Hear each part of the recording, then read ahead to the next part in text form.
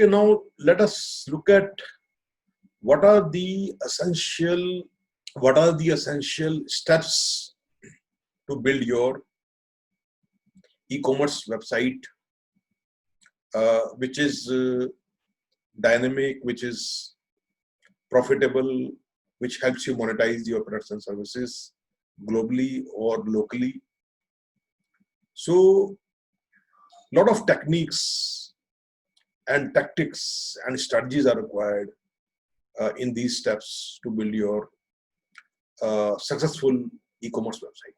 So we'll be discussing step by step what is required to be done to have your e-commerce website, which can be deployed globally.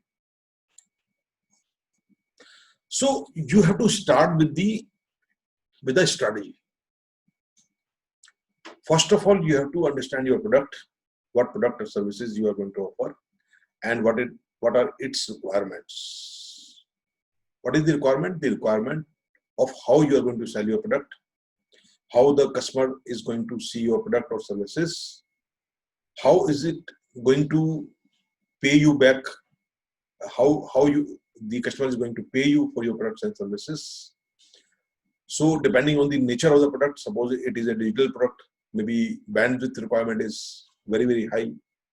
So you have to make this strategy that you have the best bandwidth available, and you have the requirement of your product in such a way that you have to provide 24/7 customer support. So you have to have that strategy in mind, which is very strategic in nature, probably, for your products and services.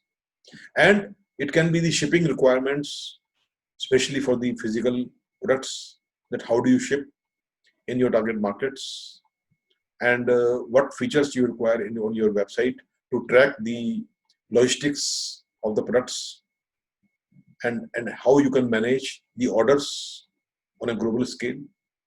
Those kind of requirements has to be understood to form a winning strategy. You have to start with this winning strategy. You may have the search engine optimization requirements in a very big way. So these are certain very, very important things which you need to understand to start with your strategy, which is the first step for building your website. And actually, accordingly, you negotiate with the people with whom you are going to get the hosting accounts, or what kind of domain name you are going to choose, and what features you require in your website, how you are going to run your website, what kind of support is required. So this